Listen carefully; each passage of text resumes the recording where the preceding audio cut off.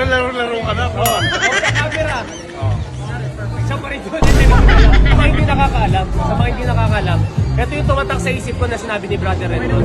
Ang pinakamahirap na pagiging content creator is to portray the character na hindi ikaw.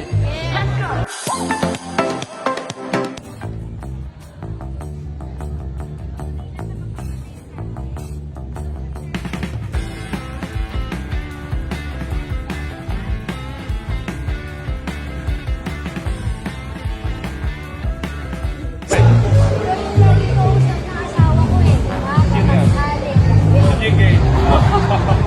Sabi ko, sino ba yung kausap mo? Umaga sa usali gabi. Sino yun eh? Si Brother Rendon. Follow nyo, Madam Check. Pag hindi nyo siya pinalo, alam nyo na mangyayari sa inyo.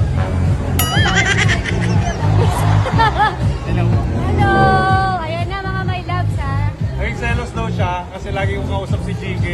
Kasi pinaplano namin yung event namin. So, Umaga, tanghali, gabi. Mas marami. selosa ka pala. Oo, sa'yo. Sa'yo.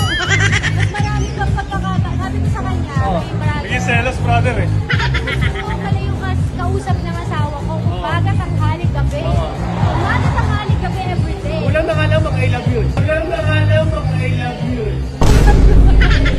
Kala ko, Naging video call pa. Alam ko, I love you. I love May I video love call you pa yun. May video call Alam ko, pa. I love you. Good night. Eh. Message namin ko. Nakasagot lang agad sa'yo. Oh, grabe ako mag Grabe mo sumagot sa yan. motivate.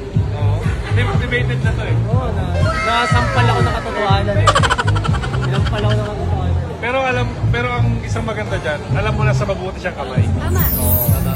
Kasi talagang disiplinado eh. Ayun pa, saka sa mga hindi nakakaalam, ito yung tumatak sa isip ko na sinabi ni Brother Rendon. Ang pinakamahirap na pagiging content creator is to portray the character na hindi ikaw.